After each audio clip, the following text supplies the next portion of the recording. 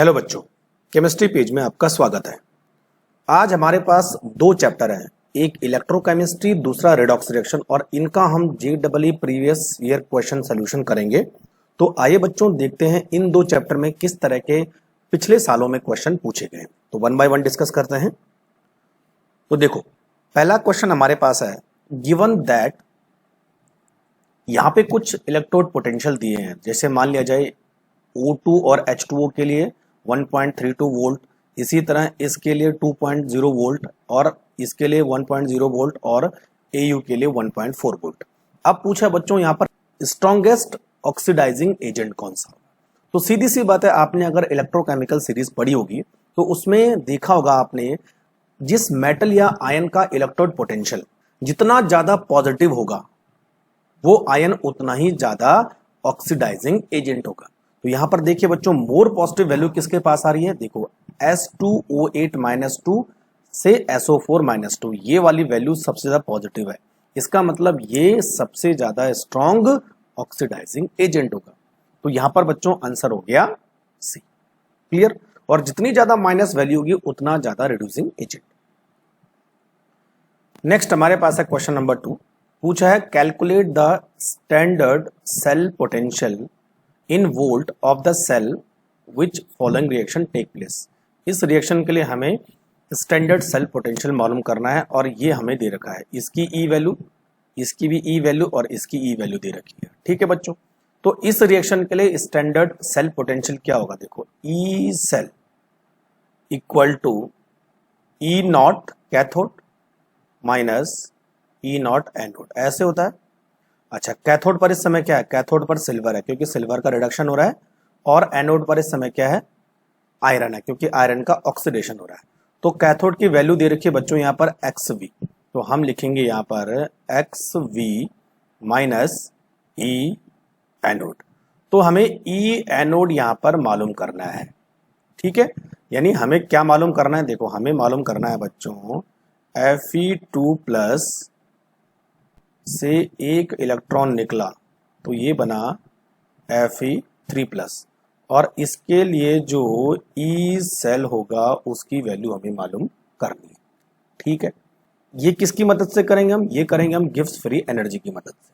ठीक है, और गिब्स फ्री एनर्जी के लिए फॉर्मूला क्या होता है बच्चों, delta G equal to minus NF E naught cell. तो ये वहां हमारे पास इक्वेशन नंबर 1 है ना। चलिए अब देखो बच्चों, अब दे क्या रखा है, दे रखा है ये वाला और ये वाला दे रखा है, तो इन दोनों की मदद से करेंगे हम। तो सबसे पहले लिखेंगे Fe3+ वाला, ये वाला देखो, Fe3+ प्लस 3 इलेक्ट्रॉन, तो ये बना बच्चों Fe। और यहां पर जो ई नॉट सेल है उसकी वैल्यू कितनी दे रखी है इन्होंने, 3+ वाले की Z वोल्ट, तो Z लिख दो यहाँ। ठीक है, ये बना बच्चों हमारा इक्वेशन नंबर 2। ठीक है, अच्छा इसके लिए डेल्टा जी निकालो, delta G equal to minus NF E naught cell. तो माइनस N की वैल्यू कितनी है, N की वैल्यू है 3, 3 इलेक्ट्रॉन का एक्सचेंज हो रहा है, तो 3F ई नॉट सेल हो जाएगी। क्लियर। दूसरा हमारे पास है Fe, Fe2+ प्लस 2 इलेक्ट्रॉन, तो बना बच्चों Fe। और इसके लिए जो ई नॉट सेल की वैल्यू दे रखी है वो है Y वोल्ट, Y। तो इसके लिए जो डेल्टा जी होगा वो क्या होगा, डेल्टा जी इक्वल टू, अच्छा पहले इसको इक्वेशन नंबर कौन सी है, इक्वेशन नंबर 3 लिख दो, है ना। डेल्टा जी नीचे निकालेंगे, तो delta G equal to minus N की वैल्यू कितनी है, 2 है, और F ई नॉट सेल। तो अब हमारे पास 3 इक्वेशन हो गए। अब हम देखेंगे कि बच्चों हमारे पास जो पहली इक्वेशन है वो किस तरह से बनती है। तो जो हमारे पास पहली इक्वेशन है यानी डेल्टा G1, दूसरी में से तीसरी को माइनस करेंगे, तो यहां पर मैं डेल्टा G2 लिख रहा हूं और यहां पर मैं डेल्टा G3 लिख रहा हूं, है ना।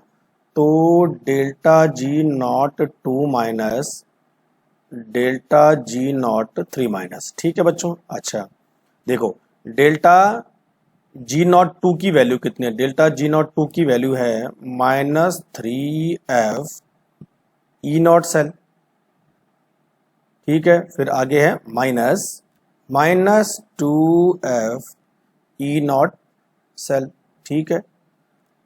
और ये जो डेल्टा जी1 है इसकी वैल्यू कितनी है, हमें निकालना है -nf ई नॉट सेल, ठीक है। अच्छा यहाँ पर जो n की वैल्यू 1 है तो -nf ई नॉट सेल हो जाएगा, है ना, बात एक ही है। चलो तो ये इसको लिखता हूँ -f E naught cell equal to -3f E naught cell plus 2f E naught cell. E naught cell equal to, ये माइनस वाला प्लस हो जाएगा, प्लस वाला माइनस हो जाएगा, है ना। तो हो जाएगा बच्चों देखो 3 E cell minus 2 E cell, ये E2 है और ये E3 है ना बच्चों। नेक्स्ट हमारे पास है देखो E1 not cell equal to, तो ये हो जाएगा बच्चों 3 इंटू E2 सेल जो हमारे पास 3 वाला है तो उसकी वैल्यू कितनी थी Z, तो 3 into Z minus 2 into Y, तो हमारे पास ई नॉट सेल की वैल्यू कितनी है 3Z माइनस 2y। तो ई नॉट सेल जो फर्स्ट रिएक्शन के लिए उसकी वैल्यू कितनी है बच्चों 3Z माइनस 2y। अब जो है इसको मैंने जो पहली वाली इक्वेशन रखी थी ना इसमें आप पेस्ट कर दो इसको, तो इसमें जब हम पेस्ट करेंगे तो वैल्यू क्या बनेगी x minus 3Z plus 2y, तो आंसर हो जाएगा बच्चों ए, इस तरह से निकलेगा। Question number 3, the standard gives free energy for the given cell reaction.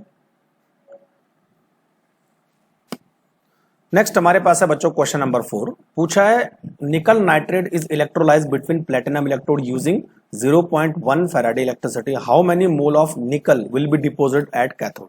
निकल के मोल हमें मालूम करने, तो सबसे पहले आप रिएक्शन लिखो कि निकल नाइट्रेट से निकल बनने में कितने नंबर ऑफ इलेक्ट्रॉन का एक्सचेंज हो, तो निकल नाइट्रेट होल 2 और ये बन रहा है निकल। तो बच्चों यहाँ पर जो है निकल का ऑक्सीडेशन नंबर कितना है +2, यहाँ पर 0 है, इसका मतलब कितने इलेक्ट्रॉन का एक्सचेंज हो रहा है 2 इलेक्ट्रॉन का एक्सचेंज हो रहा है, तो n इक्वल टू 2 आ जाएगा, ठीक है। अब यहाँ पर ये हम लिख सकते हैं कि 2 Faraday of electricity produce 1 mole of निकल, ठीक है।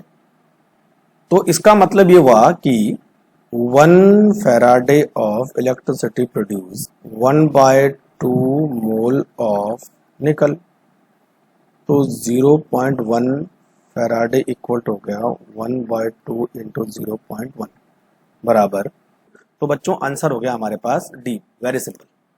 Question number 5, consider the statement 1 यानी S1 एंड S2। S1 क्या बोल रहा है, conductivity always increase with decrease in the concentration of electrolytes.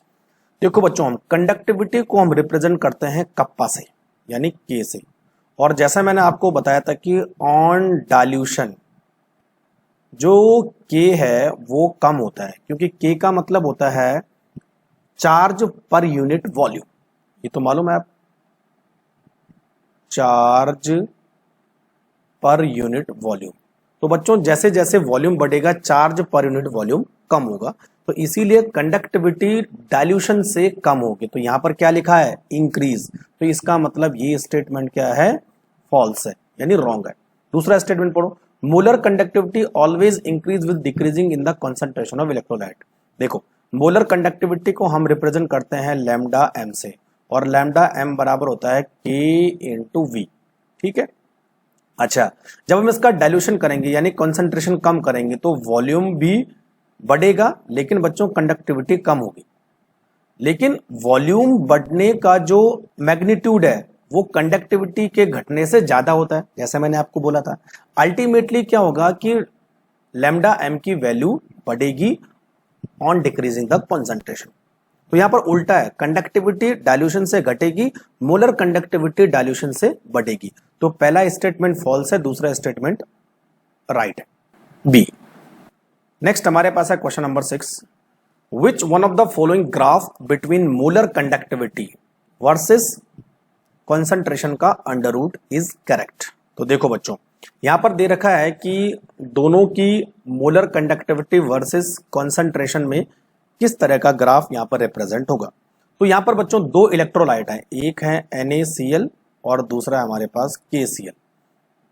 दोनों ही स्ट्रॉन्ग इलेक्ट्रोलाइट है, तो इसका मतलब क्या हुआ कि दोनों की नंबर ऑफ आयन प्रोड्यूस करने की पावर है वो सेम होगी, क्योंकि दोनों स्ट्रॉन्ग इलेक्ट्रोलाइट है। लेकिन देखिए बच्चों, यहां पर बनेगा Na+ और यहां पर बनेगा K+। Na+ का जो साइज होता है वो छोटा होता है K+ से, ठीक है। K+ Na के मुकाबले ज्यादा साइज रखता है, लेकिन जब इनको हम एक्वस सोल्यूशन में डिसॉल्व करेंगे तो साइज छोटा होने की वजह से Na+ की जो हाइड्रेटेड रेडियस है वो ज्यादा होगी, क्योंकि Na+ के चारों तरफ ज्यादा मॉलिक्यूल वाटर के इकट्ठा होंगे। तो हम ये ले सकते हैं big hydrated radius as compare to potassium. जितना छोटा आयन होता है उसका हाइड्रेटेड रेडियस उतना ज्यादा होता है, यानी उसका हाइड्रेशन उतना ही ज्यादा होगा। तो बोलने का मतलब है कि Na का साइज सोल्यूशन में बड़ा होगा और K का साइज छोटा होगा इन सोल्यूशन, हम बोल सकते हैं। तो इसका मतलब ये हुआ बच्चों की जो Na की आयनिक मोबिलिटी है, आयनिक मोबिलिटी पोटेशियम के मुकाबले कम होगी। तो पोटेशियम के मुकाबले कम होगी तो इसकी कंडक्टिविटी भी कम होगी, क्योंकि जितना बड़ा साइज होगा उतना वो स्लोली मूव करेगा, ठीक है। तो अगर हम देखें तो ये सी वाला ग्राफ एकदम परफेक्ट आता है। देखो, NaCl के लिए लाइन नीचे आएगी, KCl के लिए लाइन ऊपर आएगी। और बच्चों देखो, Cl दोनों में सेम है, तो Cl से कोई फर्क नहीं पड़ने वाला है। मेन किससे फर्क पड़ेगा? Na+ के साइज से और K+ के साइज से। क्लियर हो गया? तो आंसर हो जाएगा C. Question number 7, an example of disproportionation reaction. Disproportionation reaction का मतलब होता है बच्चों एक ऐसा कंपाउंड जिसका ऑक्सीडेशन भी होता है और रिडक्शन भी होता है। तो अगर आप यहां पर सारे ऑप्शन चेक करोगे तो आंसर हो जाएगा बच्चों डी। देखो यहां पर CuBr है, तो यहां पर Cu का ऑक्सीडेशन नंबर कितना है? +1। तो यहां पर Cu का ऑक्सीडेशन नंबर कितना हो रहा है? +2। और यहां पर कितना हो रहा है? 0 हो रहा है। तो Cu का ऑक्सीडेशन भी हो रहा है और रिडक्शन भी हो रहा है। अगर आप और चेक करना चाहो, देखो Mn का तो ऑक्सीडेशन नंबर यहां पर कितना है? +7। तो +7 तो ऊपर जा नहीं सकता है, ऑक्सीडेशन तो पॉसिबल है ही नहीं। ऊपर से देखो KMnO4 यहां पर भी इसका +7 है, ठीक है। NaBr यहां पर Na का +1 है, तो यहां पर भी इसका +1 है। तो डी वाले में कॉपर का ऑक्सीडेशन भी हो रहा है, रिडक्शन भी हो रहा है, इसलिए आंसर हो जाएगा डी 8। बहुत इजी क्वेश्चन है। देखो यहां पर कुछ आयन दिए हैं और उनका स्टैंडर्ड रिडक्शन पोटेंशियल भी दिया है। और क्या पूछा है? Oxidising power of all ion will increasing order. तो देखो बच्चों, ऑक्सीडाइजिंग पावर और रिड्यूसिंग पावर, रिड्यूसिंग पावर उस मेटल की या उस आयन की ज्यादा होगी जिसका इलेक्ट्रोड पोटेंशियल नेगेटिव है, और जितना ज्यादा इलेक्ट्रोड पोटेंशियल पॉजिटिव होगा इसका मतलब उसकी ऑक्सीडाइजिंग पावर उतनी ज्यादा है, ठीक है। तो हम ये ले सकते हैं कि more positive the electrode potential more oxidising agent. More oxidising agent आपने इलेक्ट्रोकेमिकल सीरीज पढ़ी होगी। तो यहां पर कौन सा है बच्चों? Pb। उसके बाद आता है Ce।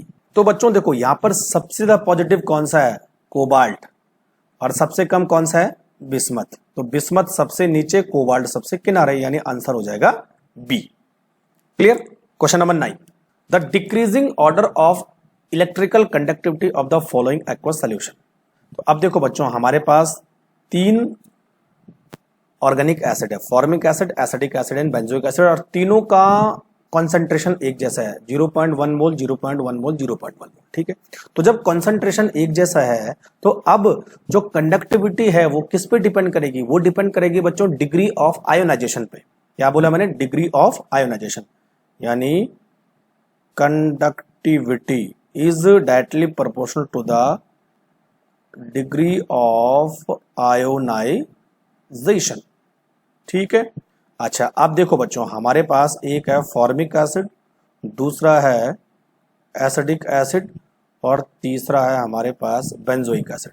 अच्छा, इन तीनों की एसिडिटी का ऑर्डर आपको मालूम है। एसिडिटी उसकी ज्यादा होगी जिसका डिग्री ऑफ आयोनाइजेशन ज्यादा है। तो बच्चों यहाँ पर फॉर्मिक एसिड सबसे ज्यादा एसिडिक डिश शो करता है क्योंकि इसका डिग्री ऑफ आयोनाइजेशन ज्यादा है। उसके बाद आता है बच्चों बेंजोइक एसिड और उसके बाद आता है एसिडिक एसिड।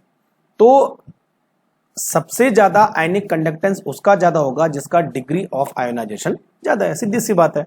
तो फॉर्मिक एसिड पहले आ जाएगा, देखो ए, उसके बाद बी सबसे लास्ट आएगा, ACB, यानी आंसर हो जाएगा ए। तो बच्चों देखो नेक्स्ट हमारे पास है क्वेश्चन नंबर 10। पूछा है यहाँ पर एक हाफ सेल है जिसका नाम है लेड एसिड बैटरी और ये रिचार्ज हो रही है इतनी इलेक्ट्रिसिटी के थ्रू। तो क्या बनेगा, PbSO4 बनेगा क्योंकि Pb प्लस SO4 की रिएक्शन होगी तो PbSO4 बनेगा। तो ये बोल रहा है कि PbSO4 कितना ग्राम डिपॉजिट होने वाला है, कितना ग्राम बनने वाला है। तो सिंपल सी बात है, देखो सबसे पहले आप क्या करो कि रिएक्शन लिखो, तो Pb plus SO4 minus minus, तो यहां पर आ जाएगा बच्चों PbSO4। ठीक है, तो इसका हमें मालूम करना है कि ये कितने ग्राम बनने वाला है। ठीक है, अब देखो सबसे पहले यहां पर पता करो कि कितने इलेक्ट्रॉन का एक्सचेंज हो रहा है। तो ऑब्वियसली 2 इलेक्ट्रॉन का एक्सचेंज हो रहा है, तो यहां पर n की वैल्यू हो जाएगी 2, है ना। 2 इलेक्ट्रॉन यहां पर एक्सचेंज हो रहे हैं। तो अब हम बोल सकते हैं कि जब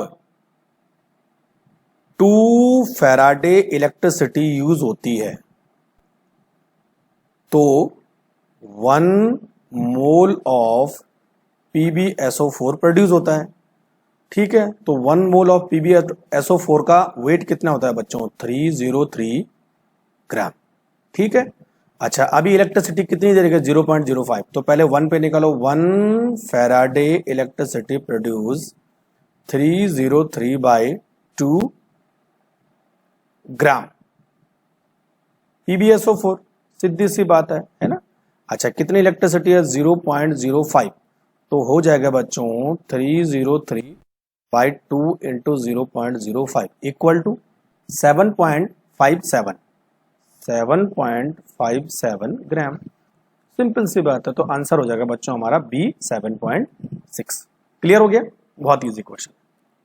नेक्स्ट हमारे पास है क्वेश्चन नंबर 11। देखो क्या पूछा है, if the standard electrode potential of the cell is 2 volt. Standard electrode potential दे रखा है, इसका मतलब E0 सेल दे रखा है 2 वोल्ट और टेम्परेचर दे रखा है बच्चों यहाँ पर 300 केल्विन। और हमें क्या निकालना है, इक्विलिब्रियम कांस्टेंट निकालना है, K की वैल्यू निकालनी है और साथ में हमें R भी दे रखा है और फैराडे कांस्टेंट भी दे रखा है। ठीक है, तो चलो देखते हैं किस तरह से आएगा। तो E0 cell equal to RT/NF, ये वाला फॉर्मूला होता है ln_K। और अगर बच्चों हमने यहां से K निकालना है तो K को अगर हम E की फॉर्म में लिखे तो आ जाएगा NF E0 cell by RT।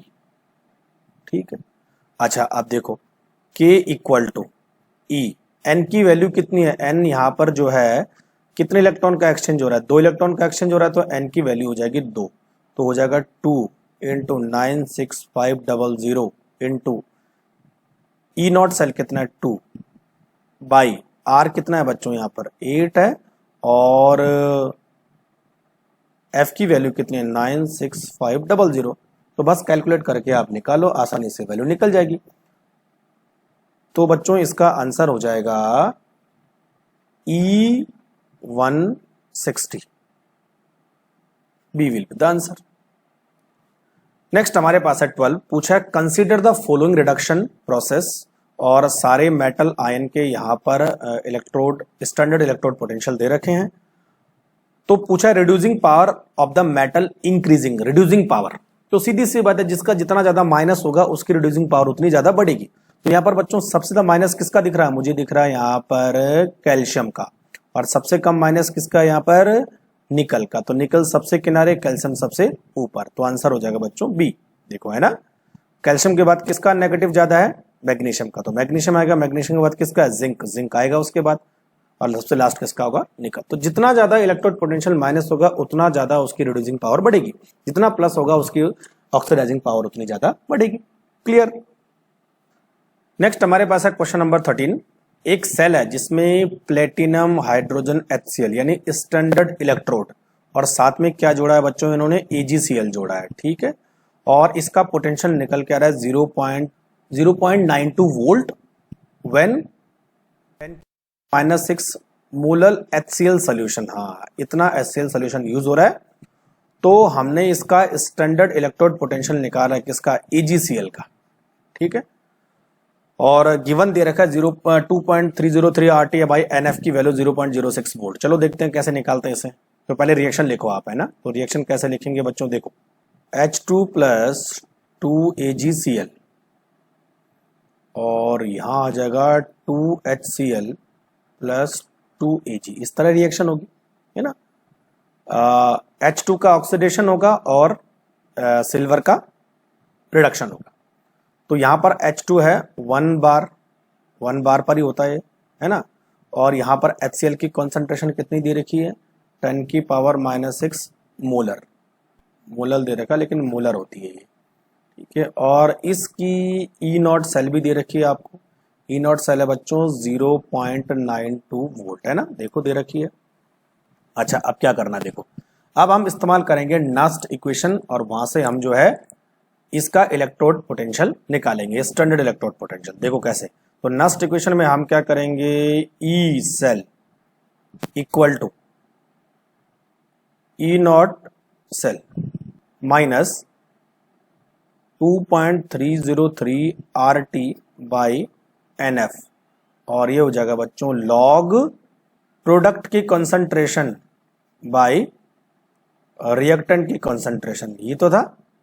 तो अब देखो कैथोड माइनस E एनोड, ठीक है, माइनस 2.303 बाई NF और ऊपर है RT, और यहां पर हम लिखेंगे लॉग प्रोडक्ट, क्या हमारा प्रोडक्ट है बच्चों HCl, तो HCl की कंसंट्रेशन बाई 2 इंटू Ag की कंसंट्रेशन बाई 2, ठीक है।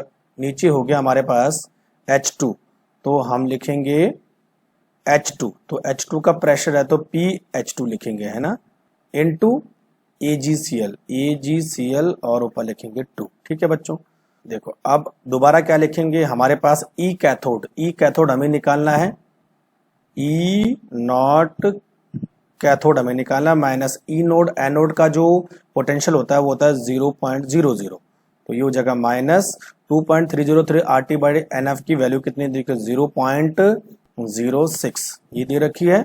अब बच्चों देखो ये आ जाएगा हमारे पास निकल के लॉग HCl की कॉन्सेंट्रेशन कितनी है 10⁻⁻6 और ये 2 इंटू Ag कितना होता है 1 होता है, तो 1 की पावर 2 हो जाएगी बाई PH2 कितना है 1 है 1, और इंटू AgCl कितना है AgCl हो जाएगा 2, ठीक है बच्चों। तो देखो बच्चों अब इस पूरे को कैलकुलेट करेंगे तो क्या आएगा E0 कैथोड, और ये जो माइनस है ना ये दोनों इधर जाके प्लस हो जाएंगे, तो ये जगह प्लस 0.06 इंटू 6 इंटू 2 ये पूरा इस तरह आ जाएगा। और ये जो हमने ई सेल लिखा था इसकी वैल्यू कितनी दे रखी इन्होंने 0.92, तो 0.92। तो देखो बच्चों जब हम इसको कैलकुलेट करेंगे तो ये आ जाएगा E0 कैथोड प्लस 0.72, और उसके बाद अगर हमने E0 कैथोड निकालना है तो ये हो जाएगा बच्चों 0.92 माइनस 0.72 इक्वल टू हो जाएगा हमारे पास 0.20 वोल्ट, तो आंसर हो जाएगा बी। क्लियर। नेक्स्ट हमारे पास है क्वेश्चन नंबर 14। क्या पूछा है, एक सेल है जिसमें एक इलेक्ट्रोड तो जिंक का है, दूसरा इलेक्ट्रॉन एक मेटल है। और बच्चों मेटल कौन कौन से डिसाइड किया हमने, देखो एक Au3+, दूसरा Ag+, तीसरा Fe3+, चौथा Fe2+, और सबके लिए स्टैंडर्ड इलेक्ट्रोड पोटेंशियल की वैल्यू यहां पर दे रखी है। तो सबके साथ जिंक का हमने सेल बनाना है अलग अलग। तो बच्चों देखो पूछा क्या है कि अगर जिंक का इलेक्ट्रोड पोटेंशियल इतना हो तो जो कैथोड हमने ऊपर से डिसाइड किया है उसके लिए ई नॉट सेल की मैक्सिमम वैल्यू कितनी होगी पर इलेक्ट्रॉन ट्रांसफर के लिए। ध्यान रखना पर इलेक्ट्रॉन ट्रांसफर पूछ रहा है। तो हमने जिंक के साथ हर बार एक मेटल रखना है और उसका ई सेल नॉट निकालना है हर इलेक्ट्रॉन के लिए। देखो एक टेबल मैंने बनाई है जिसमें हमने नंबर 1 पे क्या लिखा है, जिंक के साथ Ag आया। तो बच्चों देखो 1.56 वोल्ट 2 इलेक्ट्रॉन के लिए, तो एक इलेक्ट्रॉन के लिए कितना आएगा 0.78 वोल्ट। जिंक के साथ आयरन मिलाया तो उसके लिए 0.32 वोल्ट 2 इलेक्ट्रॉन के लिए, एक इलेक्ट्रॉन के लिए इतना आया। इसी तरह जिंक के साथ Au तो इतना और जिंक के साथ दूसरा Fe तो इतना। तो अब हमने जो है हर किसी सेल के लिए पर electron transfer E naught cell की वैल्यू निकाल दी है। तो अब ये पूछ रहा है कि मैक्सिमम किसके लिए होगी। तो बच्चों यहां पर जो मैक्सिमम होती है वो होती है किसके लिए, Zn और Ag के लिए। तो Zn Ag यानी A will be the answer. Next हमारे पास है क्वेश्चन नंबर 16। यहां पर देखो लिमिटिंग मोलर कंडक्टिविटी दे रखी है NaCl HCl और Na की इतनी इतनी और इतनी, और पूछा है if the conductivity of this concentration of Ha is इतना। तो सबसे पहले क्या देख लेते हो, कंडक्टिविटी मतलब K की वैल्यू कितनी दे रखी है 5 × 10⁻⁻5 और मोलरिटी दे रखी है 0.001। ठीक है, तो हमें क्या निकालना है बच्चों, डिग्री ऑफ डिसोसिएशन निकाला। तो degree of dissociation alpha equal to molar conductivity by limiting molar conductivity. तो देखो सबसे पहले हमें निकालना है मोलर कंडक्टिविटी। तो मोलर कंडक्टिविटी के लिए फॉर्मूला है molar conductivity equal to K × V/m। तो बच्चों K की वैल्यू कितनी दे रखी है 5 × 10⁻⁻5 × V कितना होता है 1000 बाई m कितना होता है 0.001। तो यहां पर बच्चों निकल के आ जाएगा 50 साइमन्स सेंटीमीटर स्क्वायर मोल -1। तो ये इतना आ गया हमारे पास 50। अब हमें लिमिटिंग मोलर कंडक्टिविटी निकालनी है Ha की। तो देखो Ha की लिमिटिंग मोलर कंडक्टिविटी के लिए हम क्या इस्तेमाल करेंगे, कॉलरॉस लॉ। तो कॉलरॉस लॉ क्या बोलता है कि limiting molar conductivity of Ha equal to ionic molar conductivity of H plus ionic molar conductivity of A minus, ये तो होता है। अब बच्चों इस फॉर्मूले को हमें कहां से पता करना है, NaCl HCl और Na से। तो हम क्या करेंगे, देखो बच्चों HCl को हम माइनस करेंगे NaCl से और प्लस करेंगे Na से। तो देखो बच्चों मैं शॉर्टकट में कर रहा हूं, यहाँ का माइनस Na यहाँ का प्लस Na कट जाएगा, यहाँ का प्लस Cl और यहाँ का माइनस Cl कट जाएगा, बचा कौन H और A। तो HCl की मोलर कंडक्टिविटी कितनी दे रखी है, HCl की दे रखी है बच्चों 425.9 माइनस NaCl की मोलर कंडक्टिविटी कितनी दे रखी है 126.4 प्लस Na की मोलर कंडक्टिविटी कितनी दे रखी है 100.5। क्लियर। तो जब बच्चों इसको सॉल्व करोगे आप तो ये निकल के आएगा 400 साइमन सेंटीमीटर स्क्वायर मोल -1। तो ये हमें दोनों मालूम चल गई है। तो ये क्या है बच्चों हमारे पास limiting molar conductivity of Ha। तो आप फॉर्मूले में रखो, तो अल्फा इक्वल टू ऊपर कितना रहेगा हमारे पास 50 बटे नीचे कितना रहेगा 4। तो बच्चों ये आ जाएगा हमारे पास 0.125। क्लियर। तो आंसर हो जाएगा D.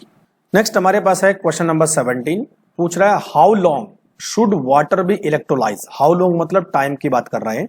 By passing through 100 ampere current so that oxygen released can completely burn 27.66 gram of diborane. तो देखो यहां पर क्या पूछ रहा है कि अगर हम डाइबोरेन का बच्चों फॉर्मूला होता है B2H6 और इसका हम ऑक्सीडेशन कर रहे हैं ऑक्सीजन से, तो बनेगा B2O3 प्लस वाटर। तो अगर बैलेंस करें तो यहां पर हो जाएगा 3H2O, तो यहां पर 3, यानी 3 मॉलिक्यूल ऑक्सीजन चाहिए 1 मोल B2H6 को बर्न करने के लिए। क्लियर हो गया। अच्छा, तो यहां पर हमें ये देखना है बच्चों कि 1 मोल B2H इसका वेट कितना होता है, फिर हम इस वेट से उसको कंपेयर करेंगे। Molecular weight of B2H6 equal to 27.6 calculate कर लेना। और यहां पर हमें कितने ग्राम डाइबोरेन बर्न करनी है, 27.6। B2H6 बर्न कितना है, 27.66। इसका मतलब हमें 1 मोल डाइबोरेन को बर्न करना है। तो हमने ऊपर निकाल दिया कि 1 मोल डाइबोरेन को बर्न करने के लिए हमें 3 मोल ऑक्सीजन की जरूरत पड़ेगी। ठीक है बच्चों, तो अब हमें यह देखना है कि कितना टाइम लगेगा इस काम को करने के लिए। तो हमने बच्चों एक फॉर्मूला आपको बताया था, Q equal to I into T. तो I हमें दे रखा है 100 AMP और T हमें निकालना है इन सेकंड में। क्लियर हो गया? तो अब देखो, सबसे पहले हम ये यहाँ पर N की वैल्यू पता करेंगे कि यहाँ पर कितने ऑक्सीजन, कितने इलेक्ट्रॉन का ट्रांसफर हो रहा है। ठीक है, तो देखो वाटर है, तो वाटर क्या करेगा बच्चों, 1 ऑक्सीजन प्लस 2H प्लस। ठीक है, अच्छा, 1 वाटर अगर इलेक्ट्रोलाइज होगा तो हमें 1 ऑक्सीजन एटम मिलेगा जिस पर 2 चार्ज है। क्लियर हो गया? देखो बच्चों, 1 ऑक्सीजन एटम इलेक्ट्रॉन लूज करेगा तो 1 न्यूट्रल ऑक्सीजन एटम बनेगा जो 2 इलेक्ट्रॉन बनेगा, और 2 एटम आपस में मिलकर जुड़ेंगे तब जाके एक O2 बनेगा। यानी एक O2 बनने में लगभग 4 इलेक्ट्रॉन का एक्सचेंज हो रहा है। तो 3 O2 बनने में कितने इलेक्ट्रॉन का एक्सचेंज होगा, इसका मतलब 12 इलेक्ट्रॉन का एक्सचेंज हो रहा है। तो यहां पर 12 इलेक्ट्रॉन का एक्सचेंज हो रहा है। तो यहां पर बच्चों N की वैल्यू कितनी हो जाएगी, 12। ठीक है, अच्छा, तो इलेक्ट्रिसिटी कितनी हो जाएगी हमारे पास, Q इक्वल टू NF। तो N की वैल्यू कितनी है, 96500। ठीक है, अब देखो Q equal to IT, T बराबर Q अपॉन I। ठीक है, Q की वैल्यू कितनी है, 12 इंटू 96500, और I की वैल्यू कितनी हमें मिली है, 100।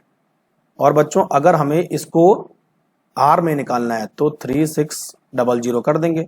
तो बच्चों यहाँ पर आंसर हो जाएगा 3.2 R। तो 3.2 R यानी आंसर हो जाएगा C। नेक्स्ट हमारे पास है question number 18, which of the following reaction is an example of redox reaction. Redox का मतलब होता है ऑक्सीडेशन एंड रिडक्शन। तो आप सारे ऑप्शन को सही से देखोगे तो option number 1 will the correct, ज्यादा है नहीं। देखो XeF4 प्लस O2F2 क्या बना, XeF6 प्लस O2। देखो बच्चों Xe का यहाँ पर ऑक्सीडेशन नंबर है +4 और यहाँ पर इसका ऑक्सीडेशन नंबर है +6, सॉरी है ना, +6। तो ये +4 से +6 बना, इसका मतलब क्या किया, इसने ऑक्सीडेशन हुआ है इसका। ठीक है, और बच्चों जो O2 है उस पर -1 था, तो -1 से वो क्या बना, 0 बना। तो इसका मतलब इसका क्या हो रहा है, यहाँ पर रिडक्शन हो रहा है। तो रिडॉक्स रिएक्शन ए वाली हो। नेक्स्ट हमारे पास है क्वेश्चन नंबर 19। क्या पूछा है, यहां पर आयन दे रखे हैं और इनका स्टैंडर्ड इलेक्ट्रोड पोटेंशियल भी दे रखा है। सिंपल क्या पूछा, among the following strongest reducing agent. सीधी सी बात है, रिड्यूसिंग एजेंट वो होगा जिसकी माइनस वैल्यू सबसे ज्यादा होगी। जितना माइनस इलेक्ट्रोड पोटेंशियल होगा उतना ज्यादा वो रिड्यूसिंग एजेंट होगा। तो किसका दिख रहा है भाई, -74 यानी CR का। तो आंसर हो जाएगा बच्चों CR। ये तो नहीं है इसमें, CR वाला ए आंसर हो जाएगा। Clear. 20, the galvanisation is applying A coating of. Galvanisation में हमेशा बच्चों ऐसे मेटल की कोटिंग की जाती है जो सबसे इजीली ऑक्सीडाइज हो जाए। तो सबसे इजीली ऑक्सीडाइज कौन सा होने वाला है, जिंक। तो आंसर हो जाएगा C। 21, 2 Faraday of electricity pass through solution of copper sulphate, the mass of the copper deposit at cathode is. तो देखो बच्चों, सबसे पहले आप लिखो यहां पर इलेक्ट्रिसिटी की वैल्यू कितनी है, 2 फैराडे। ठीक है, और मास ऑफ कॉपर हमें मालूम करना है। तो मास ऑफ कॉपर कितना डिपॉजिट होगा, तो सिंपल सी बात है, कॉपर सल्फेट से क्या बना, कॉपर बना। ठीक है, अच्छा, कॉपर सल्फेट से कॉपर बना, तो यहां पर कॉपर के पास 2 पॉजिटिव है, यहां पर कॉपर के पास 0। इसका मतलब 2 इलेक्ट्रॉन का एक्सचेंज हो रहा है। तो N की वैल्यू हो जाएगी 2। ठीक है, तो 1 मोल कॉपर बनने में 2 फैराडे इलेक्ट्रिसिटी यूज हो रही है। 2 Faraday of electricity is use to produce 1 mole of copper. ठीक है, तो 1 मोल ऑफ कॉपर की वेट है वो कितना होता है, कॉपर का वेट होता है बच्चों 36.5। ठीक है, तो आंसर ये हो जाएगा हमारे पास, है ना। तो भाई सीधे हमने कितना करना है, मास ऑफ कॉपर डिपॉजिट, तो 1 मोल ऑफ कॉपर, तो आंसर हो जाएगा बच्चों 63.5। या आप इसको ऐसे भी सॉल्व कर सकते हैं, देखो W equal to Z Q, और Z का मतलब होता है बच्चों E/F क्यू। ठीक है, तो इसका मतलब क्या हुआ, E इंटू क्यू की वैल्यू कितनी है 2 इंटू F कट जाएगा 2 into E, 2 into 63.5/2 equal to 63.5। इसको ऐसे भी सॉल्व कर सकते हैं।